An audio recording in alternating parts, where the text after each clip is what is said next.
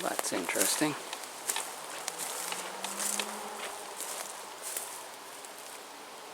There's an apple sitting on this tree.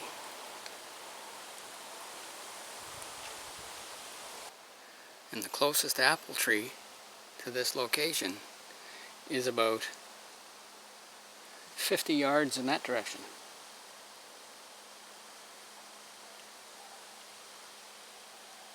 Interesting. People often leave traps for, well, not really traps, but they leave bait, I guess, for Bigfoot. And sometimes it's apples in a little crotch of a tree like that, and then they put a trail camera onto the apple, and sometimes the apple just disappears with no trail camera evidence. Interesting. Maybe I should set up a trail camera here and point it at that apple.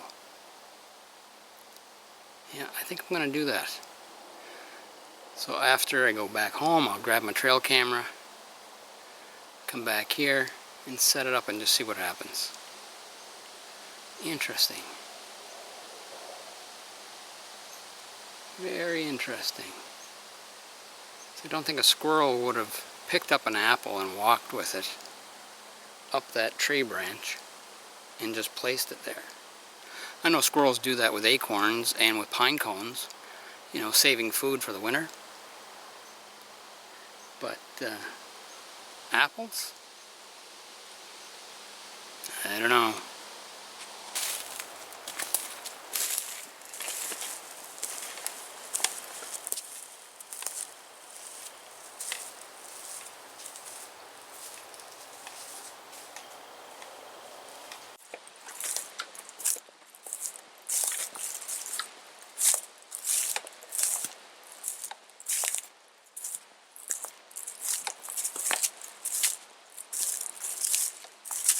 There's a shelter.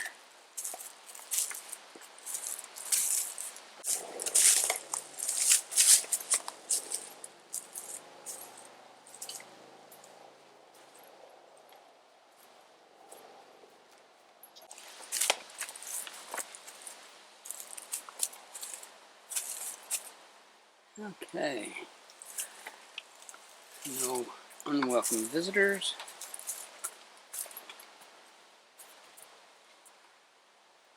No porcupines or raccoons making a shelter out of my home. So everything is just as it should be.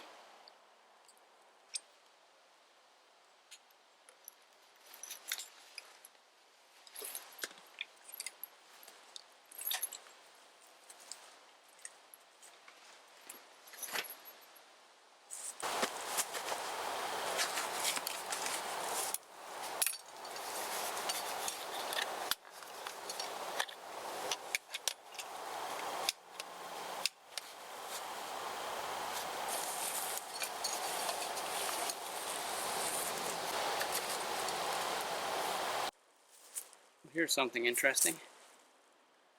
There's a dead spruce over here. It's been dead since before I started the shelter.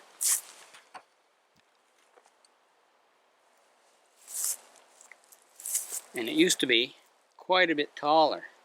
So what happened was, during one of our recent storms, it broke off at about, I don't know, 7 feet high, 2 and a bit meters high. And the other piece of the trunk that was up there fell towards the shelter. Now take a look at this.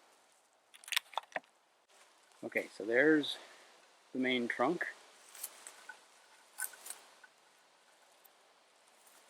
And here's the other piece. Fell towards the shelter, towards the shelter, towards the shelter, and it stopped right there. So now if that piece of tree had been a foot or two longer, or if the wind would have been just a little bit stronger,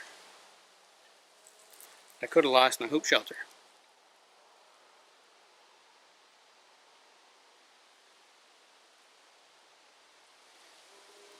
Well, that was a close call.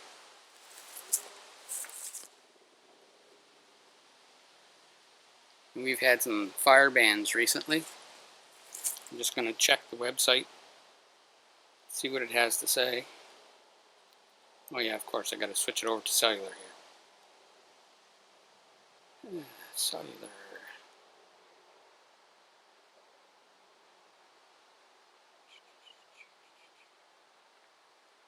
Safari. There we go.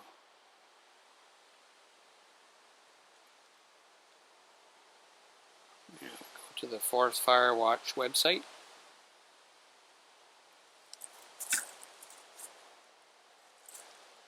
As you can see right there, the whole province of New Brunswick is in red. And what that means is that we can have a fire at any time of the day out in the woods. So, luckily, I brought a gas stove.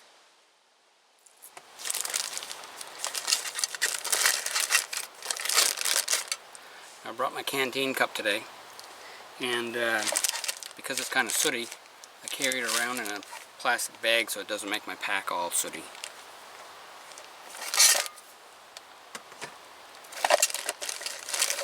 And that's a stove. And that's my sooty pot.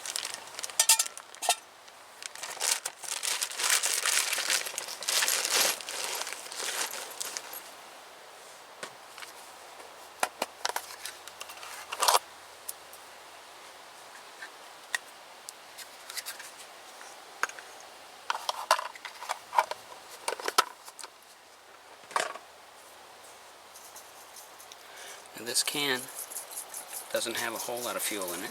Should be enough for today, but just in case, I brought a second can.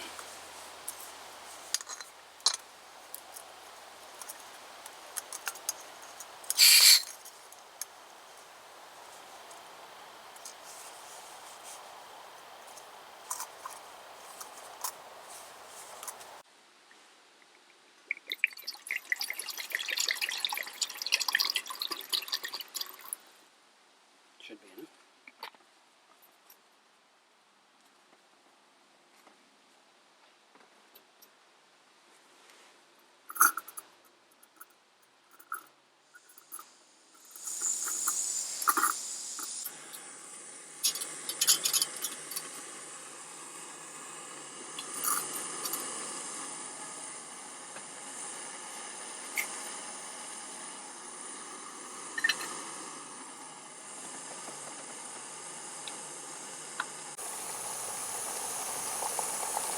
Well, that was pretty quick. Definitely boiling now.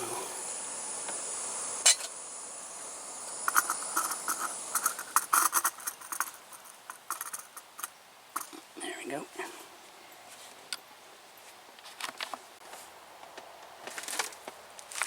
Okay, so tonight we're going to have some tea. Don't want to drink the coffee because it's got too much caffeine in it, and it might affect my ability to sleep later on.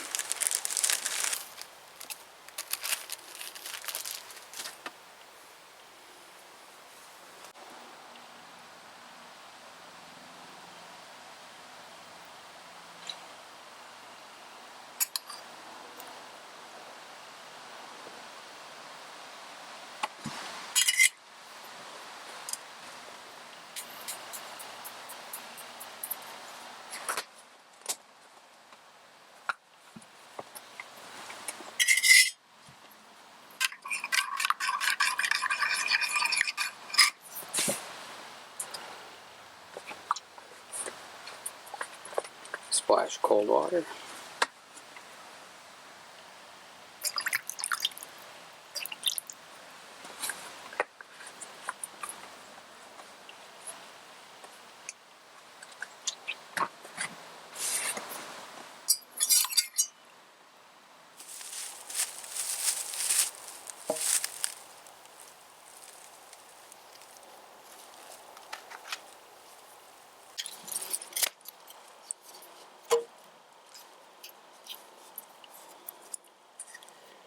piece of wood is rather twisted.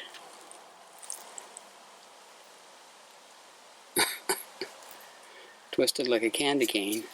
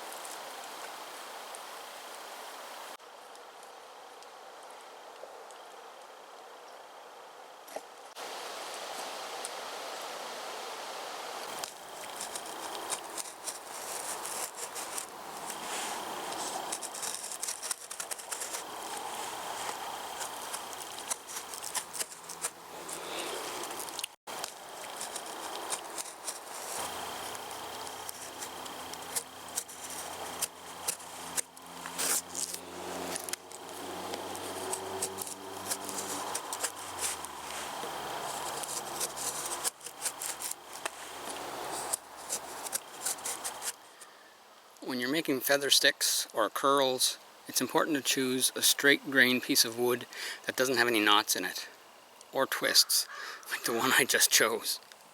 But anyway, it was good enough for practice.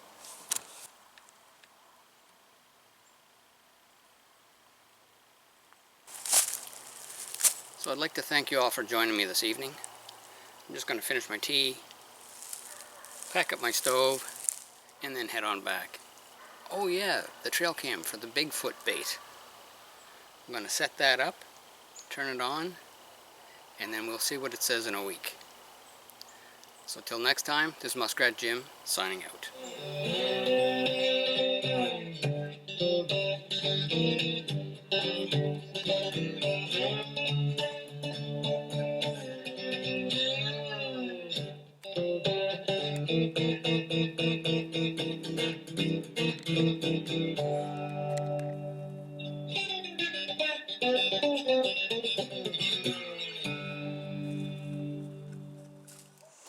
For more muskrat survival videos, be sure to like, comment, share, and subscribe.